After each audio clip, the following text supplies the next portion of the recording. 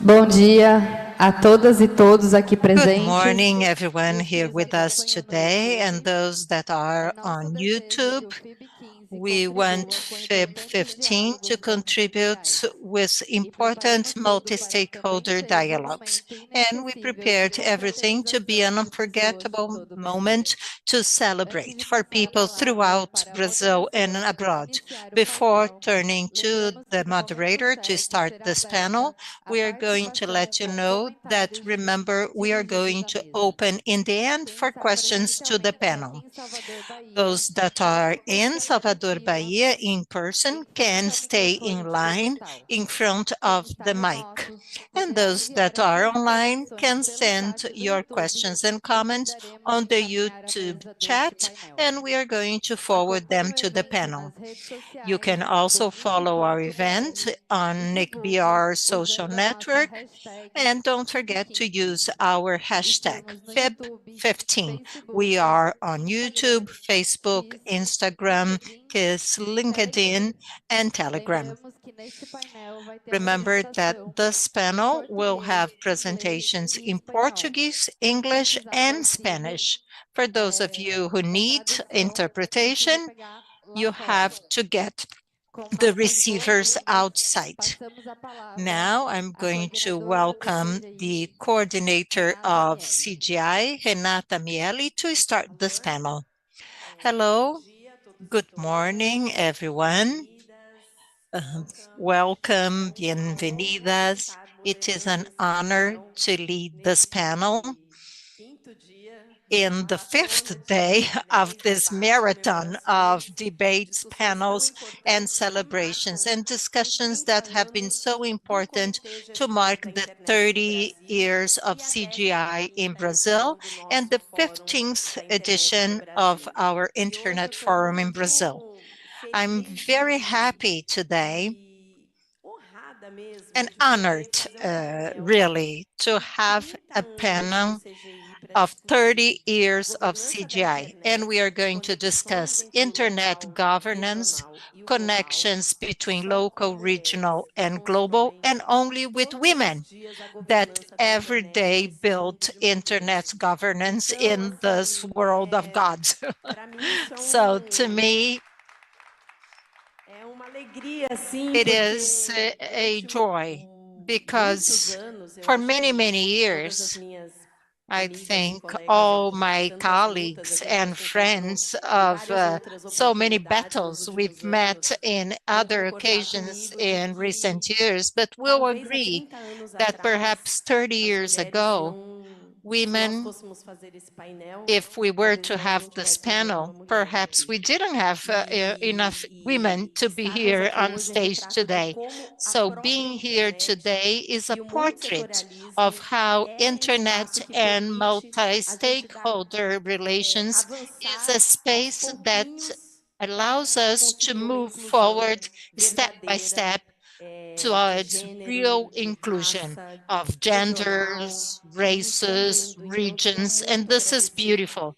So I would like to thank you all very much. You all came from distant lands to get to Salvador. In Brazil, Salvador is the land of diversity. It's not easy. And from the bottom of my heart, thank you. It means a lot to have each one of you today with us. And for those that are here in person in Salvador and also those that are online on YouTube, I'd like to thank you all for sticking here with us to be here in this panel that is celebrating the 30 years of CGI that was created in 1995, and that today we also celebrate the 15th edition of the Brazilian Forum. So this is a construction that is being built together in an open, plural space for us to be able to outline the directions and developments of internet in Brazil and in the world, and not only the internet, but also digital technologies and processes. FIB, our Internet Brazilian Forum, is the Brazilian IGF, our Internet Governance Forum, our regional version.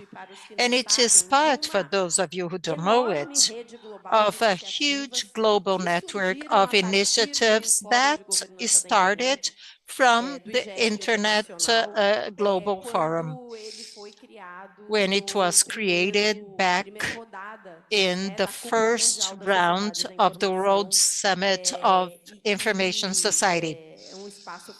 And this is a very important space. The global network comprises several national, sub-regional, regional, global and youth forums. We also have the Lusófonos Forum, which is for Portuguese-speaking countries, which is part of this structure and it started in São Paulo in 23, if I'm not mistaken. Last year, it took place in Cape Verde. So there are many initiatives in addition to the initiatives of Youth GF, that is also part of the network, whose objective is to expand the community that discuss internet and digital topics in Brazil and in the world. And the exchange of experiences in between the different initiatives, the NRIs as we call them, as in the session today, is crucial to strengthen the networks of debate and cooperation and to build common agendas. And those exchanges don't happen only in the events themselves, but in between events, in the different lists, groups, initiatives that we're able to develop in an intersectional work. That is, continuous work towards this process, a very powerful link between local, regional, and global. And for the debate, we have these wonderful women today, and I'm going to briefly introduce each one of them, just for you to have an idea of why I'm so happy to be here in this panel today. So we have Henriette Esther Hansen. Difficult name to pronounce in Brazil, but ela foi presidente do grupo consultivo. But she was the chairperson of the Multi-Stakeholder Advisor Committee of the United Nations, and she was part of the association of this group, I'm sorry, between 19 and 21. She continues to work to strengthen the global IGF, like the IGF support occupation, and she also works in the region IGF of Africa. Thank you so much for being here with us. Online, not here with us in person, but she's there. Hi, Jennifer.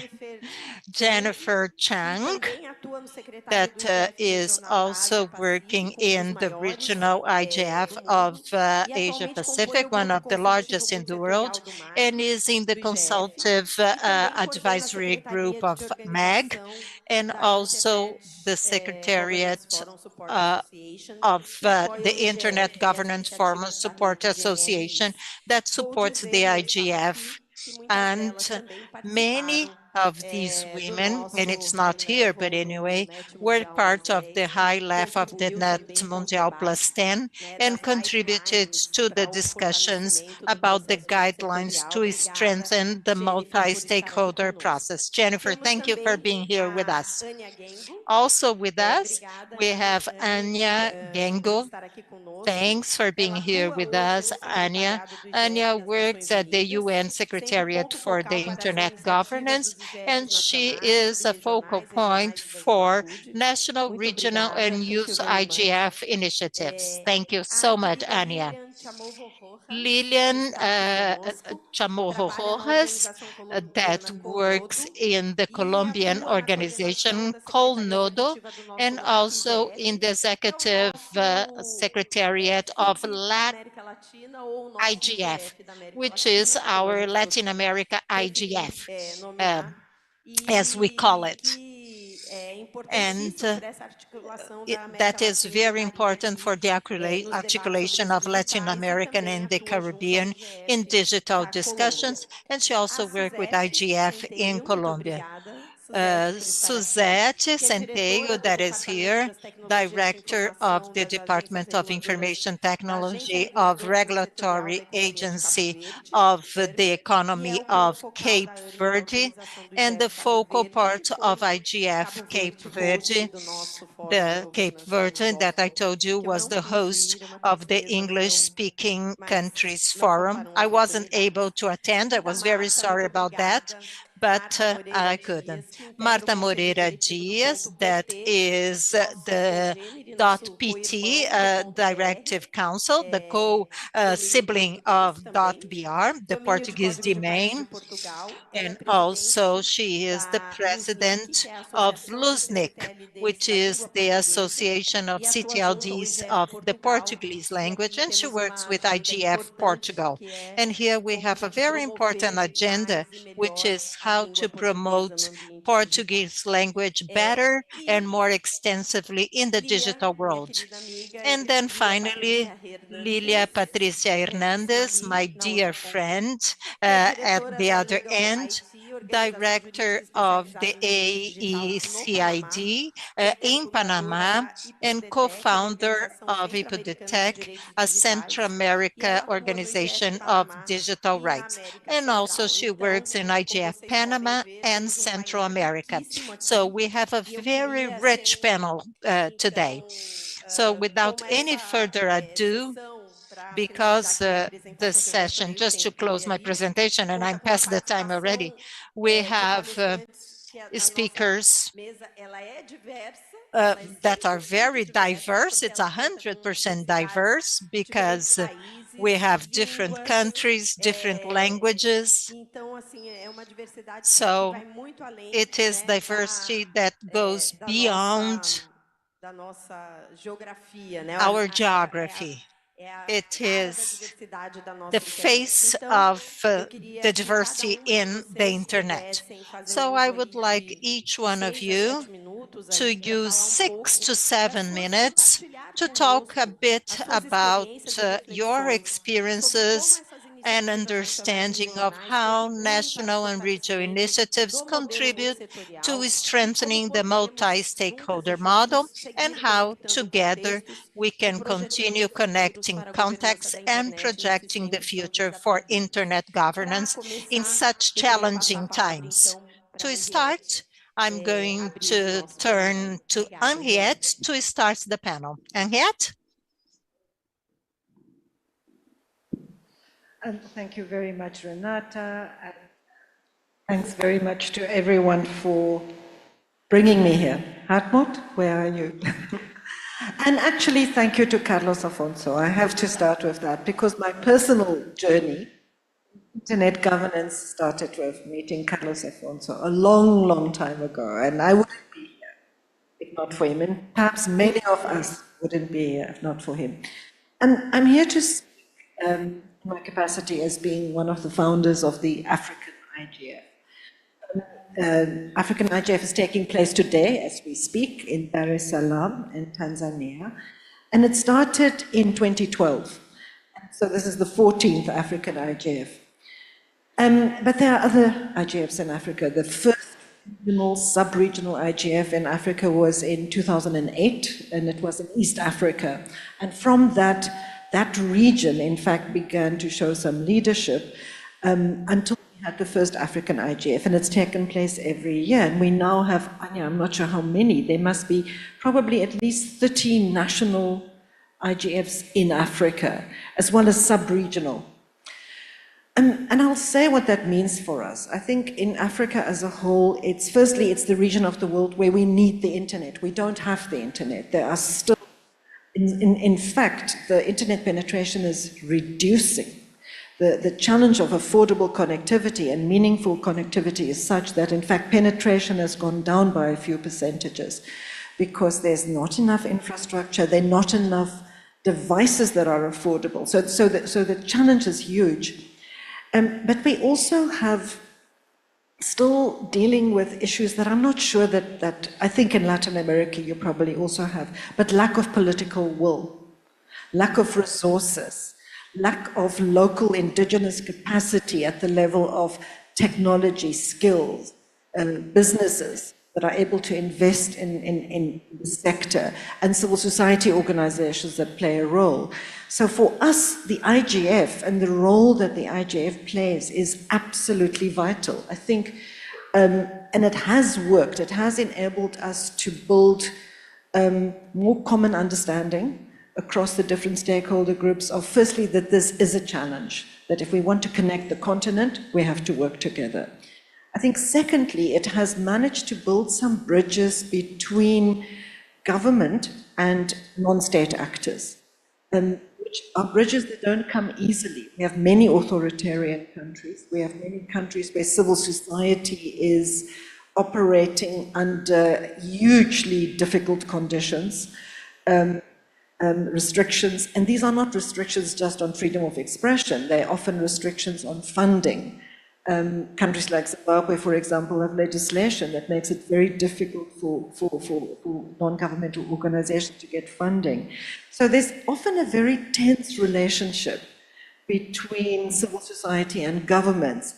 And I think where the IGF has come into the space is to create a space where relationships can be developed, often not in indirect ways. So some of the more sort of political, more politicized challenges are often only raised indirectly, but they are raised. And I'll use one example, something like internet shutdowns, which is very controversial in Africa, and it's frequently used by governments during elections. It's very difficult at a national level to confront that. Even the private sector entities who've got evidence on the negative impact on the economy find it difficult to raise. But what the regional IGF has done, particularly because it's also associated with intergovernmental organizations, the African Union Commission, and it's always hosted by a government or by a regulator, a communications regulator. It has this official stamp of approval. Governments take it seriously, but it has this multi-stakeholder character, and it follows the guidelines set by Anya and her team in Geneva. So it's created a space that's a safe space to raise controversial issues which you cannot raise at national level. And in that sense, I think it then creates a space at national level to raise some of those controversial issues. So I won't say more about that. I'll respond to questions, but I think what it has done is to facilitate complex, fraught relationships and interactions that we need to take place if we want to grow the internet, particularly grow an internet that respects rights and diversity. And without the African IGF, I think we wouldn't be anywhere as close to having respect for the value and belief in the value of the internet to not just create economic development, but also more social equality, more political inclusion.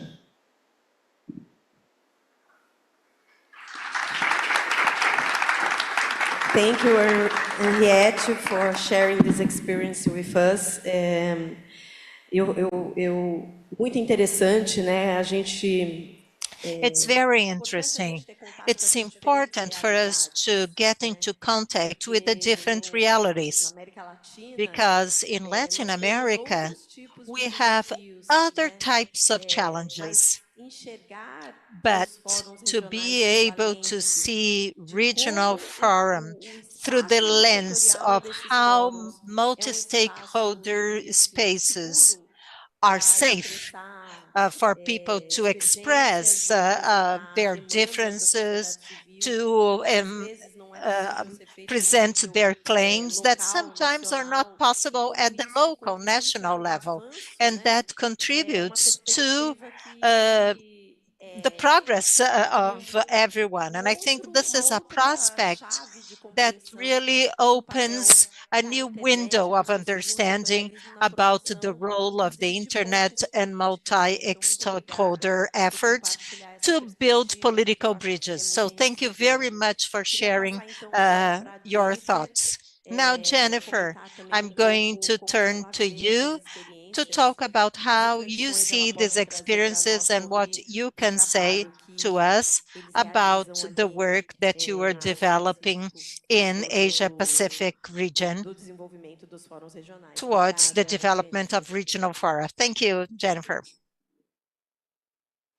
Thank you very much, and of course, thank you very much for inviting me to celebrate with all of you. Even though that I'm currently based in Hong Kong, I wish I was over on the other side of the world in sunny Salvador Bahia in Brazil. But of course, we have this amazing technology, the internet, so that allows me to be able to share this with you. I'm going to echo Henriette as well. One of my very first personal experiences in internet governance was also meeting Mr. Hartmut Glaser. So it was part of my term as the secretariat supporting the IANA Transition Coordination Group, but that's so long ago now. I'd love to talk a bit about how we are in the Asia Pacific. So the Asia Pacific has a regional IGF. It is one of the regional IGFs around the world. Henriette has mentioned Africa. For APR IGF, we've been running since 2010. So this year it's going to be the 16th edition to be held in Kathmandu, Nepal. We're very excited to be able to do that. In fact, I think we're very close in age to Brazil IGF. So I think we're cohorts, and we're, what we call in Asia around same age friends is what it is. So one of the things that is quite interesting for Asia Pacific, and I know this happens also in other regions as well, we are very diverse geographically, culturally, linguistically as well. But currently, we only have 18 national, regional, sub-regional initiatives, but there is a very good momentum in the region where some of the newest established IGFs are from APAC. I think perhaps it might be Singapore or others like that. But another very interesting fact is one of the fastest growing youth initiatives as well. We have 15 and growing. So we do have a big group of very passionate youth who are very interested in internet governance issues. So I think Henriette mentioned this as well. I think for our Africa region, APAC is not only diverse in the ways I just mentioned, but also has very different political frameworks, a very large spectrum of economic power, and with that, a very big difference in development. And this is reflected in the range of issues that still look from things like meaningful access and last mile connection in landlocked countries. I think one of the big things there, and also the small island developing states in the Pacific as well, to really the pinnacle of emerging technology, all the range of issues that come with artificial intelligence. So it is really interesting, the different agendas that are in the region. But of course, APR IGF being the regional IGF, we sit and we call for proposals that come from all parts of the Asia Pacific region. One of the most interesting things I find is because we have such a large and growing cohort of young, enthusiastic internet governance practitioners, I'll call them, there's been a very long partnership with the Asia Pacific Youth IGF as well. And it's interesting because the entire program is youth-led, and it is ideated, organized, and realized by the youth of APAC. There's a core group that comes from a lot of the different capacity building and leadership programs we have for youth here. But one of the groups is Net Mission, and it is, I think, probably one of the longest running youth capacity and leadership building programs. It does advocacy for internet governance also in the region. And I think they even started a policy observatory where a lot of the issues are led. They have a primary focus to monitor digital and public policy developments across the various jurisdictions in the region, and they really do have a goal to democratize access to policies and make it more understandable to I guess for them it's digital natives, the policies and regulations that really impact them. I think one of the innovations we have in the region is, I think there's been a long-standing I guess discussion on what we do at different IGF meetings, where it's global or regional, sub-regional, or local, that, you know, we just talk about these issues. Do we actually realize and impact things that happen in our home countries? And for APR-IGF, one of the things we tried to innovate was to create a synthesis document which reflects the good discussion that we have every year, but that also encourages a lot of the different participants that come from the different jurisdictions to actually bring this back to their local IGF, their national IGF, where some of them have also replicated such a process. And I believe that is something very important, because with that, it becomes something that's tangible for them to be able to then advocate for issues that they want to speak to the governments about as well. One of the things also is really important, I think especially this year, and I believe perhaps others will talk about it too, is because we're looking at the WSIS plus 20 review, for the NRIs in particular, I think this is of really great interest, because for IGF, the global IGF mandate renewal coming up, that also allows us to, especially the IGFs or the different meetings that have been around for a little bit of time, to also look into our own processes, to look into how we're serving our community, how we can improve the things that we do structurally, organizationally as well. And for the NIs, I think now perhaps 176 plus, I think Anya will probably give you that actual number, who make up the constellation of these grassroots, organic, and multi-stakeholder initiatives from around the world. This is a particular interest that we really need to pay attention to, especially when we look at things that are being called for at the different UN levels, where they say, you know, the Global Digital Compact implementation can be done through the IGF and the NRI network as well. I think a lot of people are paying attention to things like what Brazil IGF is doing, and what Africa IGF is doing, and what APR IGF is doing as well. So all eyes are on us, and we really is the best time for us to showcase the impact that we have in this network, in this ecosystem.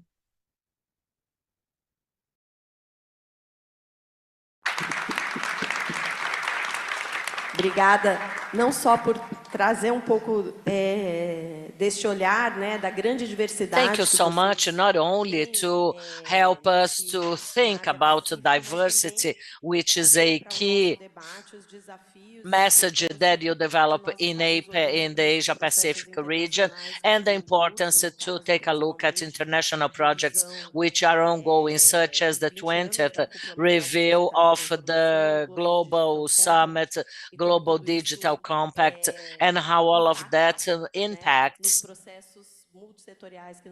the multi-stakeholder processes that we are all developing in our own countries. Now I'd like to hand over to Lia Hernandez, who will share with us her experience in our region, the Central America, Latin American countries, and how about the governance process in your region, in the Panama region and Caribbean. Thank you, Renata, and thank you to NIC.br and CGI for the invitation to be part of this beautiful celebration of the 30 years of CGI, and to be participating at the 15th Internet Forum here in Salvador. I started my trajectory in governance with the Brazilian governance, participating at NET Mundial, and it's wonderful to be at a city where all tourists should come and visit once. So I feel really happy to be here. So my journey is started in a very funny way. I was part of a digital legal rights companies in Panama, and I would helping in evaluate and to be able to help and develop all sectors. We didn't have that available in the country at that time. And the IGF Panama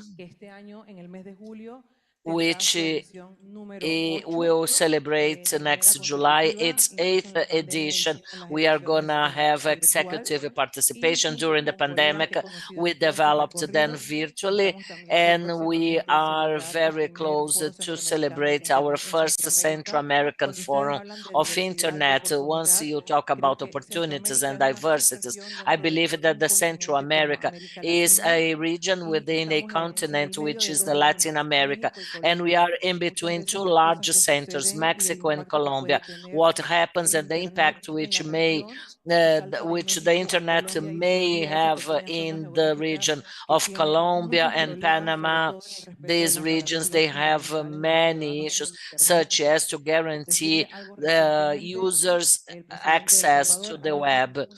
Recently in El Salvador, they had issued a law for foreigners, and the civil society must be in danger. I would like to emphasize my talk about the importance to have enough room for dialogue and discussion. I was raised like that. We are all the same, and we all have the right to be heard.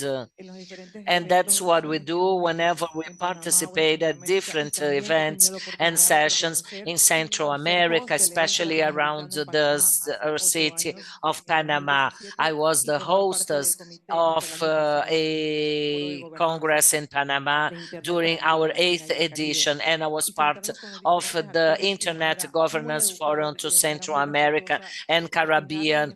I was part of that forum, and we have to be very open, and we have to stand up and raise our perspectives for a region such as the Central America. And Panama, according to the statistics, is highly connected. Each Panamanian, they have two cell phones at minimum, at least, and the internet penetration is different. What can we do? The civil society got together and performed a very important role promoting capacity building, governmental relationship, companies relationship, so they can get much further and perform their work, which requires lots of help and hard work. We have to include the technical, civil, and academy societies. We come from a small country, and we do count on everyone's involvement. And all IGF sessions, they always are very helpful, and they take place only in the capital of the city. I wish we could take the editions to other regions and not just in the federal capital. Central America is an underrepresented region. If I ask you how many people from Central America are here, I believe there are just a few. We usually do not participate at global events because people from Panama don't really understand what is internet governance. Anytime you talk about internet governance, they quite don't understand. We may all participate. We have a very important role to play, and that's exactly what we do. We explain to people how to include the youth, how can we bring indigenous communities to join us. Panama is a small region, but there are 7 indigenous groups which represent ourselves, so we have to include them in this dialogue, and we follow then an important trajectory.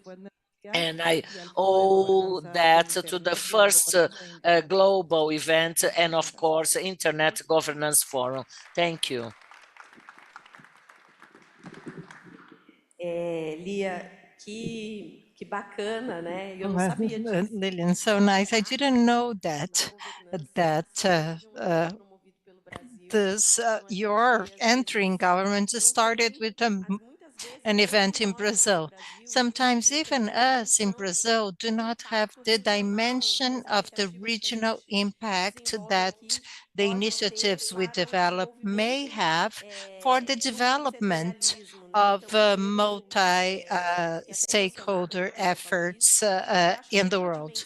I was moved by what you said. I think there is something that is common in terms of challenges. Henriette mentioned the case of Africa. You talked about Central America, but we certainly share challenges, access, penetration, things that we are discussing about significant connectivity, because it's not only being connected, you have to have a quality connection. It has to have a positive impact on people's lives. So it's very important when you share your experiences. And now I'm going to turn to Ania. She today is in a very important position within the system, monitoring all those, or following all those international initiatives. So many processes going on, ISIS plus 20, GBC. So what do you think of Regional Forum, the future of multi-stakeholder efforts, and what is next? Thank you so much for being here with us today. Thank you very much, Renata, and such a great honor and pleasure to be here. And I have to say, this is also very personal to me and to an extent very emotional. The very first time I was asked on the record in front of the global digital governance community about the concept of the NRIs to inform about the records, how the situation is happening, was actually 10 years ago here in this wonderful country. And I find it coincidental, or maybe it's a strategy from the gentleman in front of me who brought me twice to this country. I find it interesting that you're asking me again that question 10 years ago, and even more interesting when I recall about what I reported at that time in 2015 in João Pessoa and what I can report now to all of you and share the view. 10 years ago, we spoke about indeed a growing ecosystem of the IGF initiatives, national, regional, sub-regional, and youth IGFs.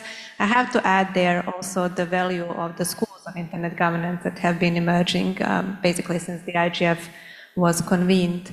And we spoke, I remember, about maybe 60 NRIs, more or less. At that time, some of you will remember Marilyn Cade, who left a huge print and legacy in this community. She was moderating a session with all the NRIs where we spoke about the challenges and about the way forward.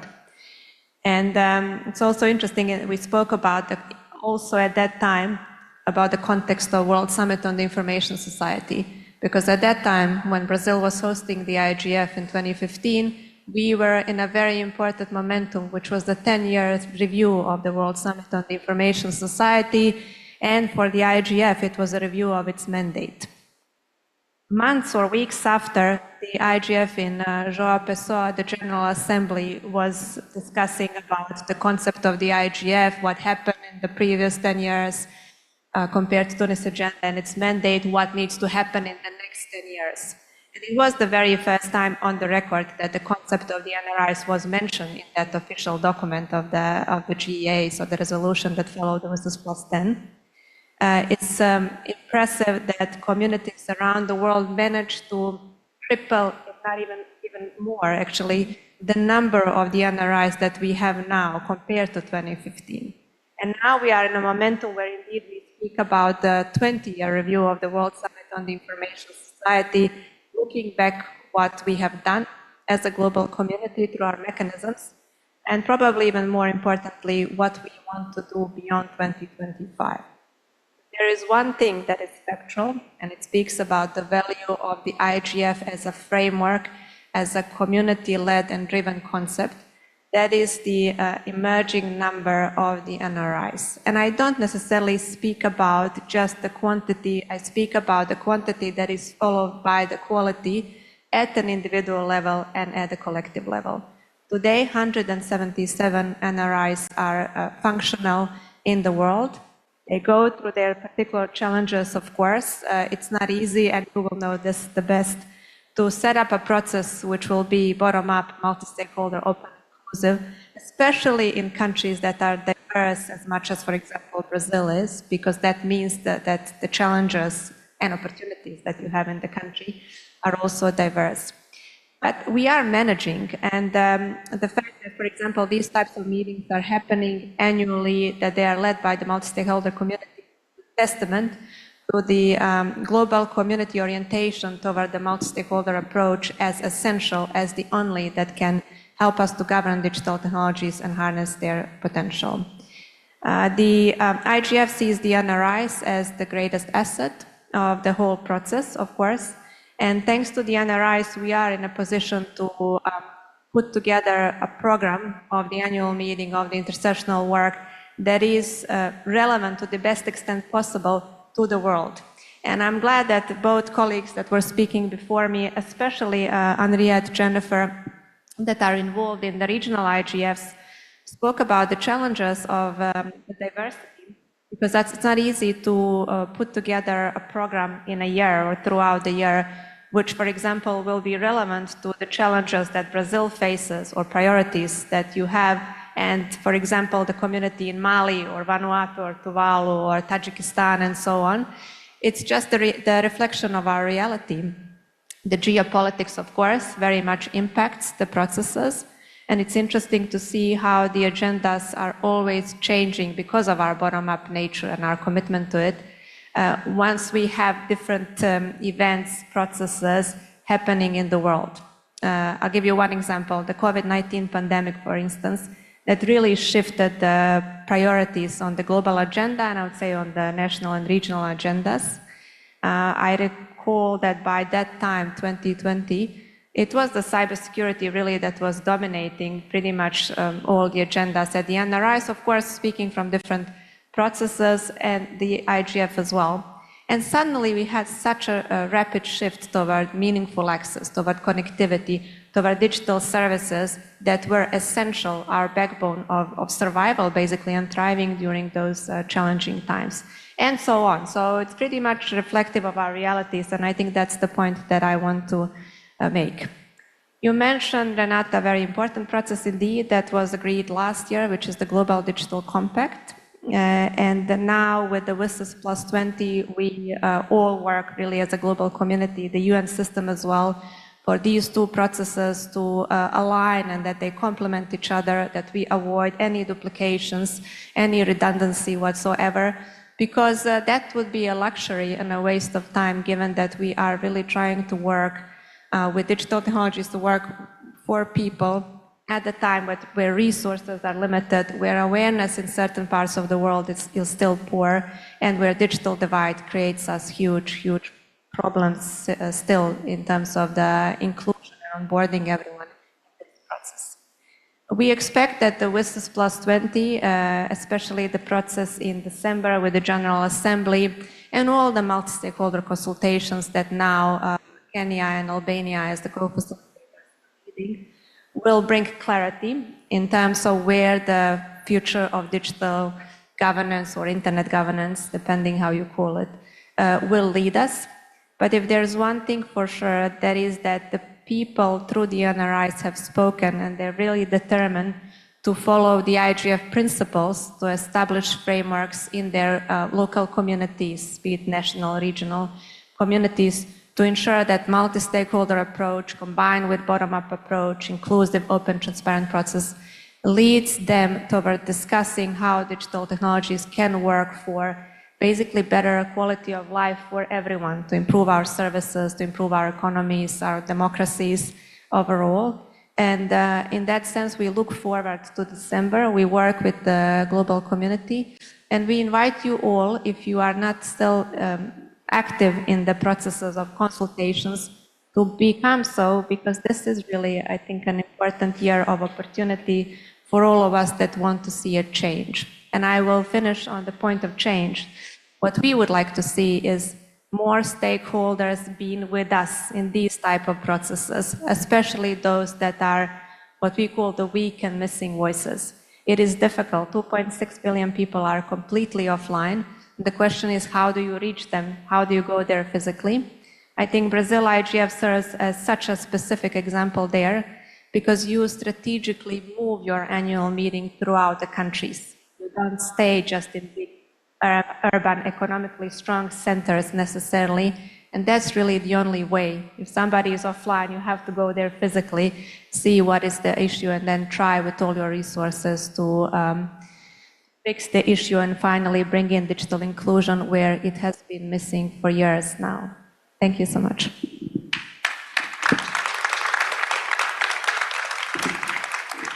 Obrigada, Enia. É muito interessante. Thanks, Ania. It's very interesting to have this time comparison that you made.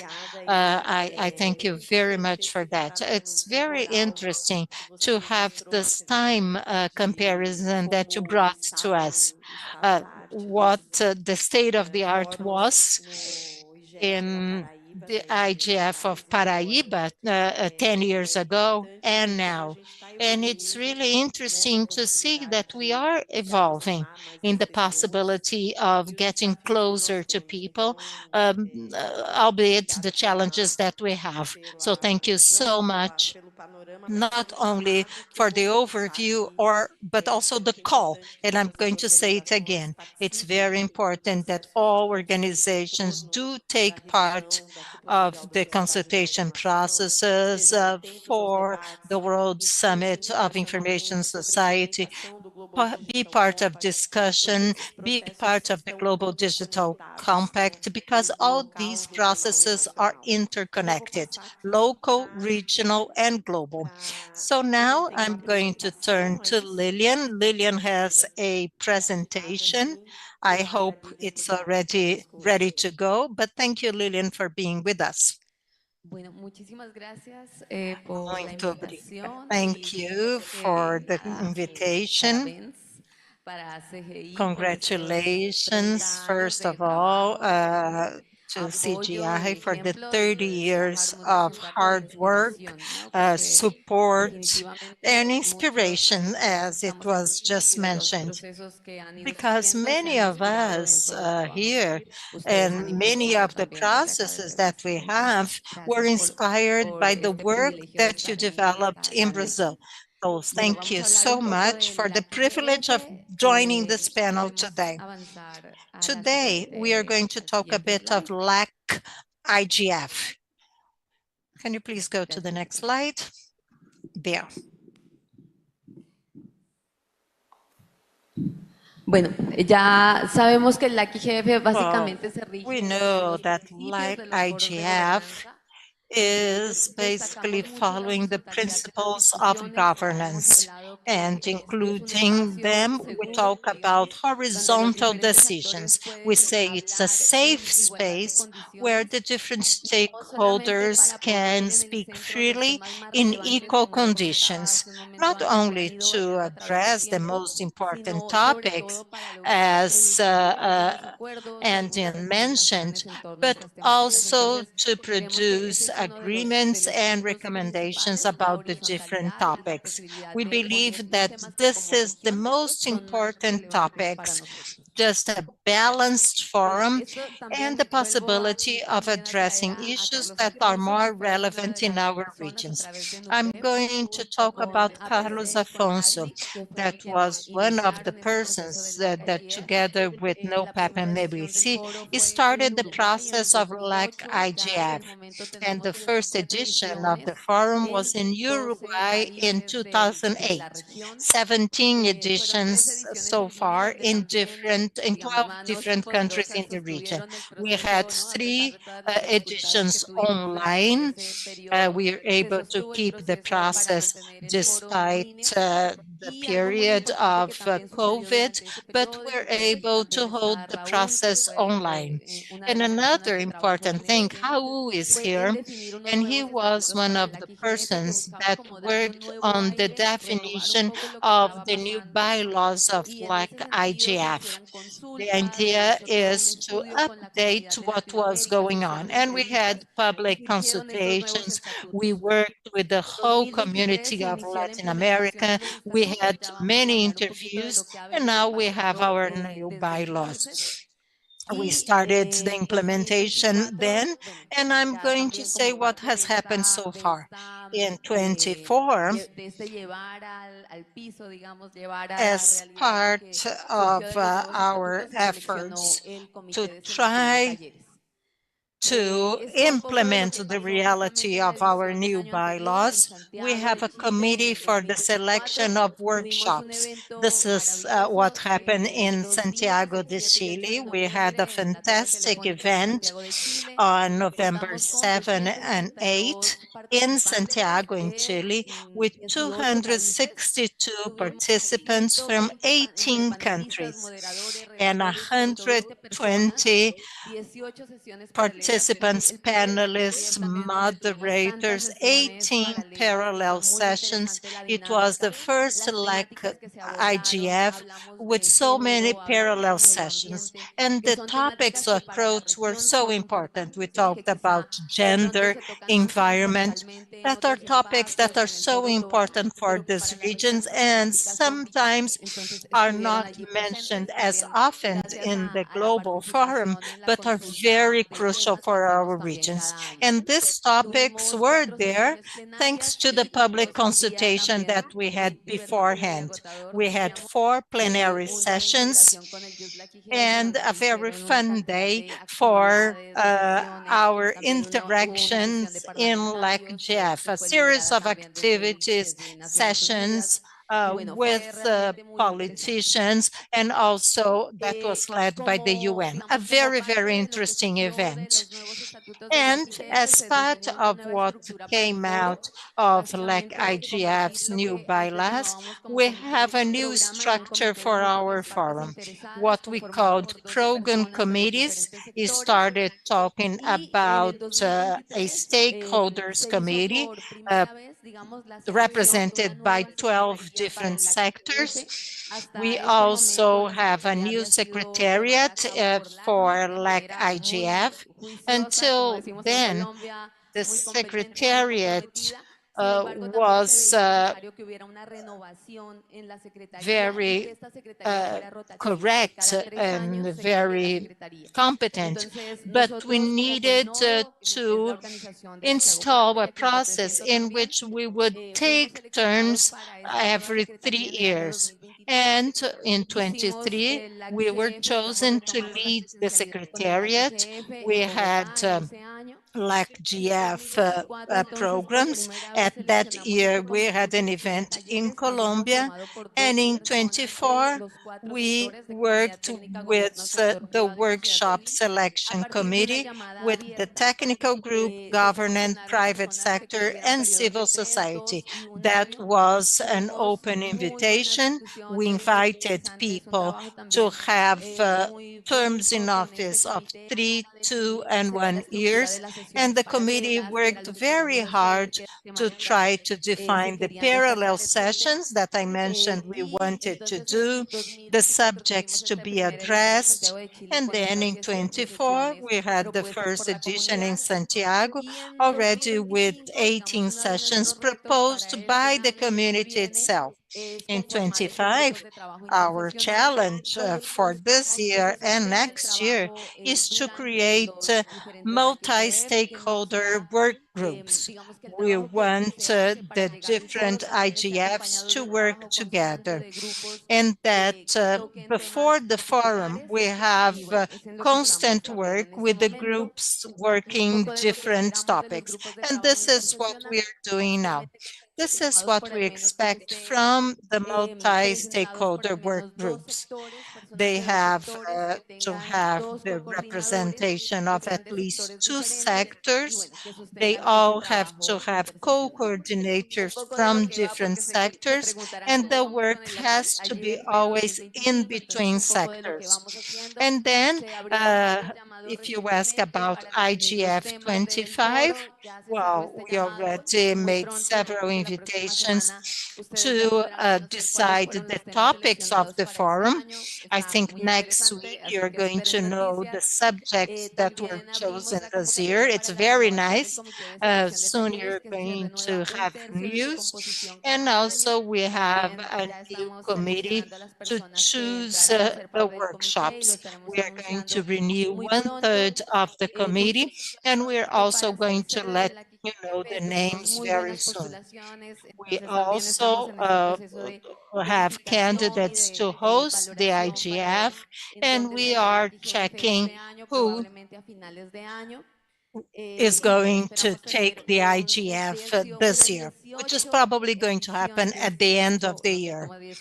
So we expect to have our 18th edition of the IGF that is going to be very, very successful. We are going to have a very interesting agenda addressing issues that are local, regional, and global. As I mentioned, what is new about this IGF 29 are going to be new sessions that we want to be very active and with the participation of everyone. Again, very soon you're going to have news about the event. This is also very nice. We now have a different section on our website telling the initiatives in Latin America. We have 22 national initiatives, 3 regional, the youth initiative like IGF and the Caribbean, and 22 countries with active national initiatives that are very present and are bringing us many, many news. On the website, you can have information about each one of these initiatives. We also have a newsletter. If you want to join our email list, we send you initiatives about what is happening in terms of governance on the internet. And this is where we are on the social media. The idea is to have more and more people participating in our discussions. It's very important for us in Brazil to strengthen like IGF. So take note of everything. I think the civil society, third sector, and even our governments need to engage in the Latin America process for us to strengthen this process. Suzette, now up to you. Suzette, could you please share a little bit your experiences and challenges that you see in governance? Thank you, Renata. It's a great honor and pleasure to be here today. I also like to say, for those of you who do not know, Cabo Verde is a country which is in the Western African coast. We are made of 10 islands and 9 islands with inhabitants. We are around 527,000 residents, I mean inhabitants, because of those who are outside Cabo Verde is much larger.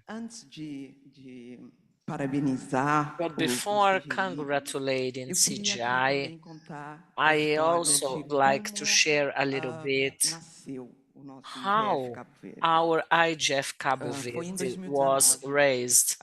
That was back in 2009. I was the CEO of the administration committee. I mean, and the big one called me in her room and said, listen, we need to have a national IGF. We do need a platform. And you are the one. You'll be responsible to start up with our Internet Governance Forum in Cabo Verde. And then I thought, oh my God. Then I tried to learn more about the internet, what was going on outside Cabo Verde regarding Internet Forum or governance. And I've learned that the Brazilian Internet Forum would be held in Manaus in the Amazon region. And then I decided to come to Brazil. I never spoke to anyone from CGI. I followed the whole forum as a participant, was very enriching. Then I went back to Cabo Verde and then I thought, I know what we are going to do. I am plenty of ideas, and our Internet Governance Forum will need to be very close to the one they have in Brazil, because it includes everybody, and what Brazil is after is exactly what Cabo Verde wants. We wanted to allow internet to all. In 2020, we carried out our first internet forum in Cabo Verde, inspired on the Brazilian model. Now I can congratulate CGI for being so inspiring, even when you don't know that you are inspiring someone, because I never spoke with you at that time. Cabo Verde's Internet Governance Forum is made of an organizing committee responsible to organize the national forum that is made by the government, private sector, telco providers, civil society. We have representatives from all universities in Cabo Verde, which are not many, but anyhow, they all participate at the Internet Governance Forum organizers. We have carried out 5 editions, and this year we conducted our Internet Forum just now. It just ended last May 15. It was in the island of São Vicente. All other previous editions, they were carried out in the island of Santiago, which is the capital of the country. And I emphasize all of that because it's a hassle to commute to other islands and carry out internet governance forums somewhere else. Some islands, they have no infrastructure. And talking to Vinicius yesterday, he was telling me about the need to perform working groups in between the sessions.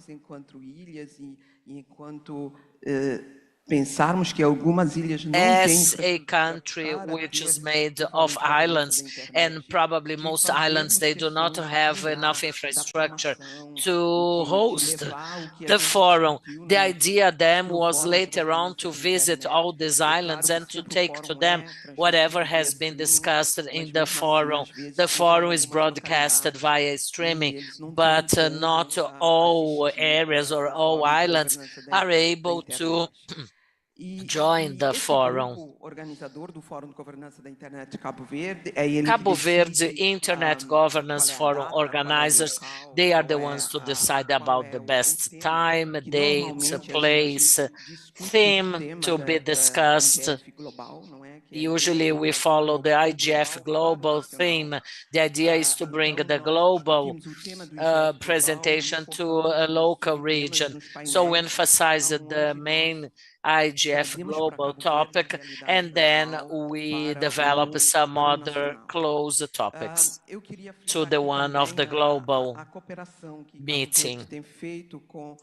Cabo Verde is collaborating with the Western Africa IGF. We participated at the West Africa IGF Governance School. That was an extremely enriching opportunity. We had students from Western Africa visiting those other areas, and we followed these long documents as how Western Africa should deploy AI, and all this information would be disclosed and communicated to other Western African regions to develop public policies about the best and most intelligent use of internet in the West Africa region. I cannot thank enough all the support given from Global IGF. Thank you so much, Anna, for your support. We have been participating at IGF Global since 2002. We have a support which improves our participation. And also Ludnik, who is helping us enormously. CGI invited us to participate throughout the Luznik. Luznik is the Association of Portuguese-speaking countries. So we would participate in the governance school of internet aqui no Brasil, eu queria dizer.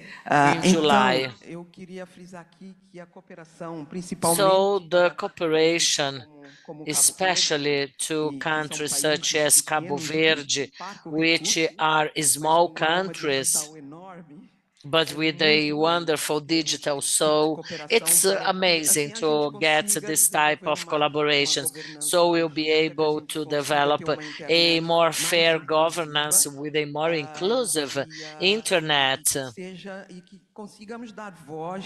And that will be able to give enough voice to all people from Cabo Verde. Thank you. Obrigada, Suzette.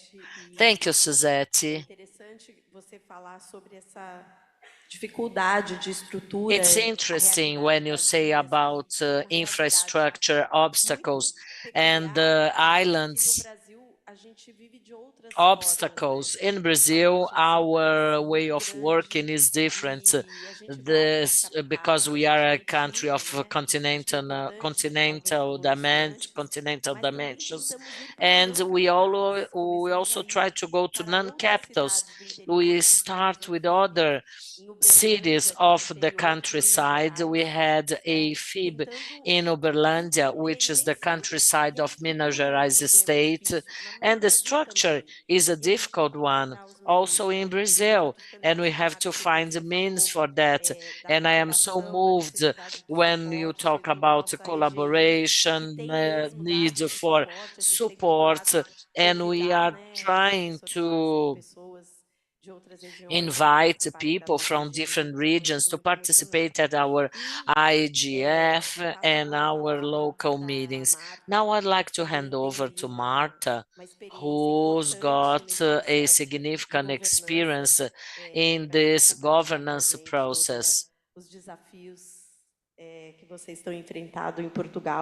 I know that you have a number of challenges in Portugal and in Europe as a whole. Thank you so much. I'm the one to thank you. First of all, it's a great honor to be here today. The wonderful work that CGI has been doing, it's a wonderful inspiration to Portugal. The multi-stakeholder governance was our inspiration in 2013 when we started our entities in Portugal. This inspirational model is a model that we replicated after all our inspiration in Brazil. I also like to thank everyone for the wonderful examples that I had a chance to see this past week. Lots of inclusion, diversity, and I'm going to take to Portugal all the examples I saw here in Brazil. In Portugal, we have Internet Governance Forum. We are undergoing our 12th edition. We started in 2010. We had to stop during the pandemic, but after that, we got back to our full strength. We have an annual meeting with multidisciplinary participations, people from the Senate, from the academy, civil society, third sector, technical government. So we have in Portugal a multi-stakeholder organization, and next June 5th, we are going to have our event, which will address regulation, innovation, and trust in the digital. We are going to broadcast that online, so please join us if you feel like. I am a Portuguese, and I am that type of person that on international panels, I have that more bucolic approach of the fado music, sadness, but you you guys are much more cheerful than we are. And we have our pressure points, we have some obstacles in the IGF. And I'm sure you are going to identify some of those challenges. First of all, to get together all stakeholders. Each one, they have their own priorities, different strategies, different action times. It's so difficult to get together the whole community and to make them to support us in the organization of an event. Second, consensus. How can we have a good program if my priorities are communications, then there is artificial intelligence, then the point of exchange of traffic, of PPTs.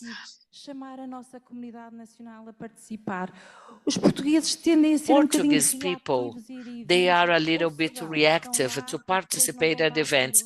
And if they participate, they never go to a queue to ask questions like you Brazilians that make a long line and lots of questions are addressed. And I have to applaud you with that. We build up each edition of our IGF based on messages written by our co-authors. But we don't have a current feedback about our messages. Our governance, they should they incorporate that in their public policies, in their legislative configurations, but they usually don't give. I'm so sorry to be so sad, but unfortunately, this is our national reality, and our governments, they do not implement our actions. But the forum of the Portuguese country speaking, and Renata has participated as well. In 2023, we had our second forum, then in the city of Cabo Verde. This is an organization that is made by Luzinic. Luzinic is an entity which includes all the Portuguese-speaking countries. Brazil, we have Brazil, Portugal, Cabo Verde. So we have our forum, which has been extremely successful with the participation of national communities, and wherefrom we have two very important documents. The first one, Letter of São Paulo, and the second one is a Letter of Beach. This is a Criollo expression, Carta da Praia. I would like to highlight the role of Portuguese language in the internet. We all have a role as a community to promote the Portuguese language, and let not this language die. We have to build up a global platform for Portuguese-speaking countries. Our people, our community have to have access to knowledge and to access, and not to be left aside just because we are a few countries which speak Portuguese. Yesterday, it was said that the best understanding platform is the language, and that's exactly the call that I ask you. Let's not let our Portuguese language die. Let's give life to my language, and internet is a way to promote that. And that's it. Thank you. Thank you so much. Obrigada, Marta. Eu queria dizer que cada cultura tem a sua especificidade, né? Eu acho lindo o fado. Então, vamos. Each culture has its specificities. So let's, give all the credit to our cultures.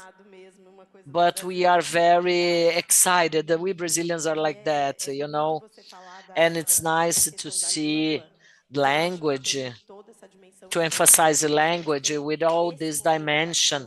But there is this specific private moment, which is the explosion of AI and how that implies in the language with a very significant dimension to be preserved. Guys, you could see here amazing contributions with some other additional perspectives to anything else that we discuss throughout our FIB's seminars or forums, better say, which is the importance to have this multi-stakeholder space and to invite others to participate. Bruna. Olá, rapidinho, vou fazer uma pergunta bem rápida, mas também começar I have a agradecendo. question, and I'd like to start by thanking CGI to start a panel just with the women. FIB has a very strong agenda of representation and diversity, and it's beautiful to see all of those in this space with this deserved knowledge. Thank you, CGI. Thank you, NIC.br. And talking about diversity, I think we have this inflection point in IGF, in internet governance, where we think about the next 20 years. Thinking about the next 20 years of IGF, I would like to ask you, how can we increase diversity and how can we keep on attracting more people and to turn IGF like IGF Portugal, Cabo Verde, IGF to become diverse as we would like, and how can we promote an active positions? Essa é a minha pergunta para vocês. Obrigada. Obrigada. Tem mais ninguém na fila? Porque dou-lhe uma, dou-lhe duas. No more? Vou passar aqui, se alguém mais se animar. If anybody else would like to ask a question, feel free. Pegou o microfone, quer falar, Henriette? Would you like to say anything? Would like to speak?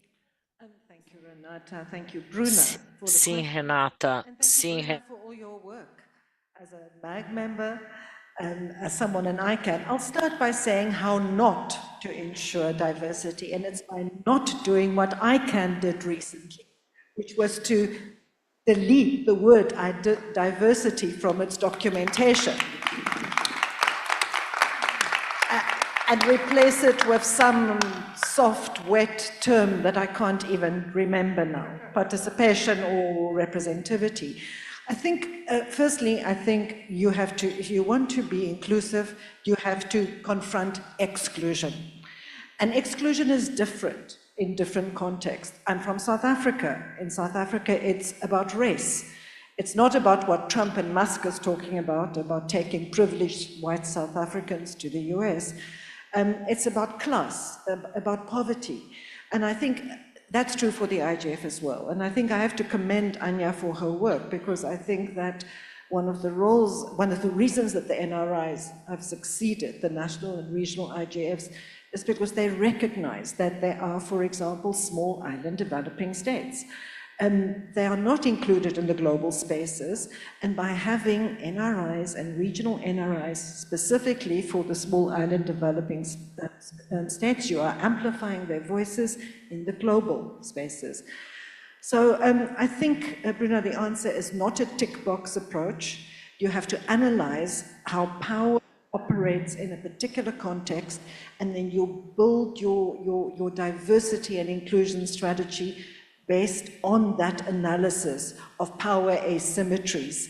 And then you very actively and consciously design your NRI or your global space to address those. Thank you. Annie? Yes, I want to thank Bruna for an excellent question. I think she's hitting the marathon because she knows by heart what is one of the biggest problems of the IGF and the IGFs that exist in the world, and our imperative to bridge the digital divide as soon as possible. Of course, all the support, everything that Henriette said, and I think also through her work at the global level, she wears so many hats, including when she was chairing the IGF multi-stakeholder advisory group. She has done a lot in terms of inclusion, particularly of developing countries, especially focusing on least developed countries, middle-income economies, because when you look at the just completely offline people, then you will see that the biggest concentration of those stakeholders is precisely in those countries. And our attention needs to be on the communities, on the focal points we have connections with to get on board others who are not even probably aware of these types of processes, their openness, and the fact that we really need them. We are in dependence in terms of their engagement. What I wanted to say, just in addition, is the fact that in 2018, when the IGF was hosted by France in Paris, the Secretary General issued a couple of interesting calls, and one of it really stayed with the Secretariat as well, saying that there is time to evolve from multi-stakeholder to multidisciplinary. And this is really our approach in the past couple of years, and I'll give you one example. So we have 4 or 5 distinct stakeholder groups as per the Tunis agenda and given the working modality after developed. So government, of course, is one of them. And for years, the government involvement in the IGF was primarily at the executive level and at the level where, just traditionally, conservatively looking, those entities by their work portfolio have digital as part of their work. But those times have changed. Now digital is really cross-cutting all areas of our lives. So anything related to public services in a country really depends on digital or counts on digital to help it to speed up their services and just bring the services closer to the citizens. So what we are doing in the IGF context, we are trying to look through a couple of lenses at each stakeholder group. So if you're just using government as a specific example, government has 3 important branches. It is important in our discussions to have not just the executive level, but legislative and judiciary as well. I think there's no better country than this one to go through the examples where courts are deciding on cases relating to digital, where in front of the parliaments we have legislation, laws that are telling us basically what is the mandatory behavior online speaking, impacting our rights and freedoms directly. And if we do not have these types of disciplines, backgrounds, as active participants in our processes, then we are risking fragmenting something that we so passionately want to stay as one global network of networks.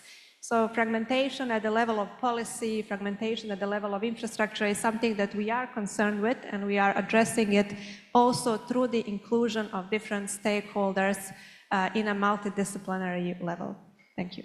Thank you, Enya. Como nós não temos mais pessoas na fila, eu vou passar para As there are no one else in the queue to ask questions, I would like that each one of you make your final comments and closing remarks. If you have any additional comments, feel free. Okay, we have just a few minutes left. Lilia? I just would like to mention 2 things about Bruna's questions. We have a large number of new players who are participating and that they got together, they increased throughout the years. In the Colombian panel, we have a much bigger participation, and that has been a process of learning to everyone, because when we talk about horizontal mechanisms, that's not what in general we see. There are many organizations. We see a much more hierarchical work with different structures, and we have to acknowledge that it's not very easy to work with these means for our organizations, and that demands a process, patience. We are improving. It might not be perfect, but we had significant improvements, and we may invite other players to be part with more solid structures. And also as to inclusion of other communities, including other actors, especially communities that we know that had participated at the Indigenous Forum, Afro-descendant communities. It's important to acknowledge that these communities, they have a local governance process.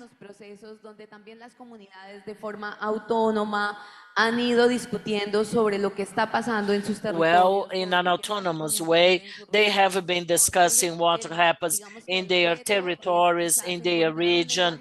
So the challenge will be to find a common language and to find a way to integrate the communities within the discussions and to share all their concerns and worries. And thank you so much for the invitation to be here with all of you.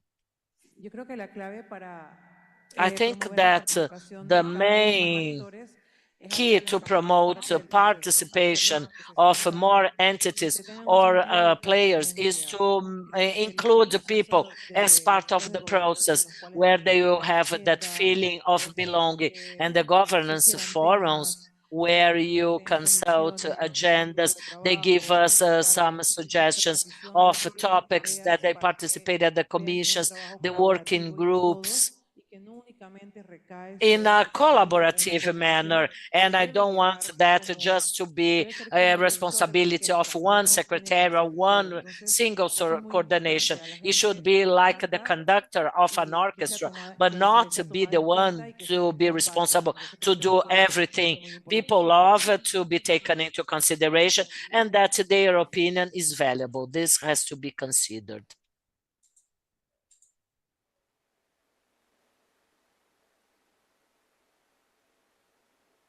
Escuta, Jennifer. Can you hear us, Jennifer? You are the next one. Thank you. Sorry about that. I can hear you now. I was wondering, really want to thank Bruna for her question as well, because as I was thinking about it, Henriette mentioned power asymmetry, and that is one of the most important part to actually point out that we need to address, not with equality, but with equity, because equity, there is the nuance where we really want to target that for the purpose of actually bringing in all the voices that are missing, unrepresented. And I just want to actually highlight with my experience today, because I'm participating remotely, yet I still feel very much part of the conversation. I also want to, of course, commend CGI.br as well as FIB15 for the sign language interpreter that I see on my screen. So you're making a big effort to actually bring in the underrepresented, the unrepresented, the minorities that don't usually get to participate in this conversation. And I think it brings me to, the point I really want to highlight again.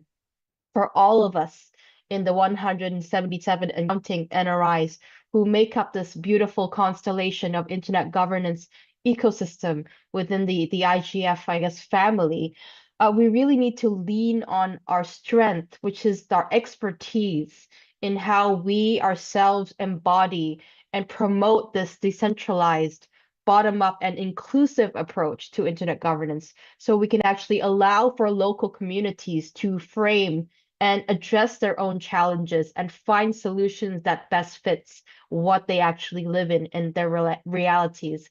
I think, the not one size fits all is a perfect, I guess, adage for all of us here. So thank you again for allowing me to take part in this beautiful celebration. And again, my remote participation has been able to really allow me to also feel what it is in the room as well. Thank you.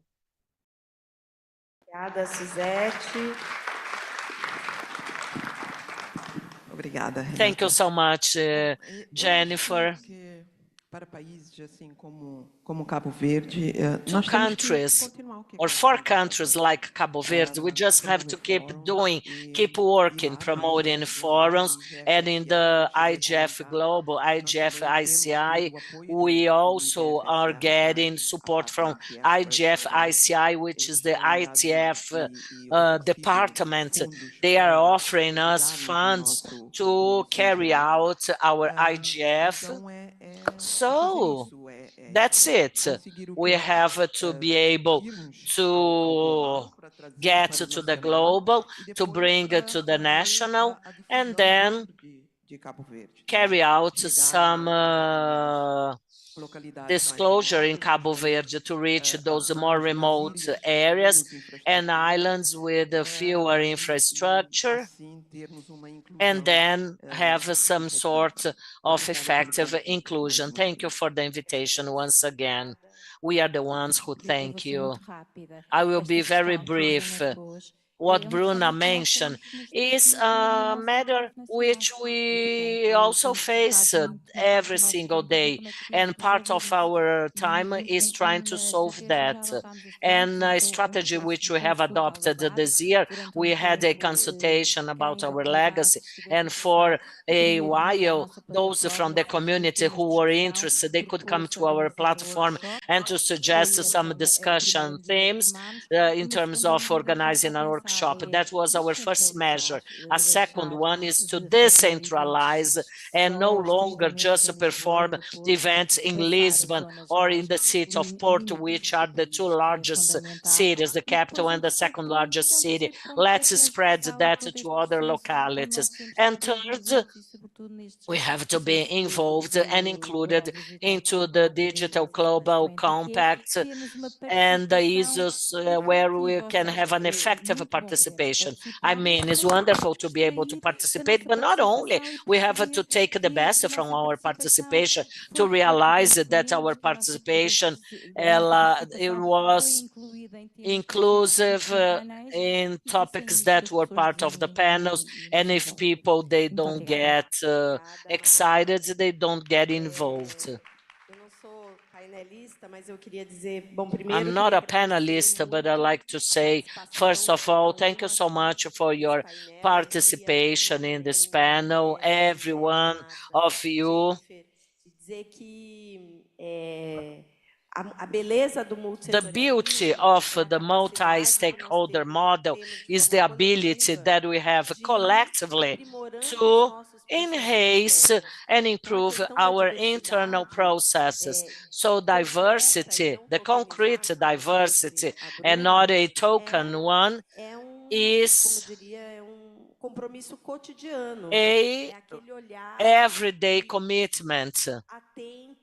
It's a careful look where you search for concrete and real inclusion. And every time that you are able to give a step ahead and consolidate an inclusion, there will be another necessary step to be taken because there are multiple voices which are silenced, and we have some other issues. We have different layers: economic, social, cultural, racial, gender, and so many other agendas that are left aside. Sometimes there are agendas which are neglected, sort of speaking, but not quite. It's just because we don't have enough strength to embrace all of them, because we have our limits as well. But this is a continuous problem and continuous endeavor, and I see that it's not just a national worry, but also international worry. And let's try to occupy the spaces which are not yet being given all the necessary attention. Thanks to all of you who are here online, who are here on site, those who are online, and our panelists that had enriched our panel. Enjoy lunch and goodbye. Thank you for today.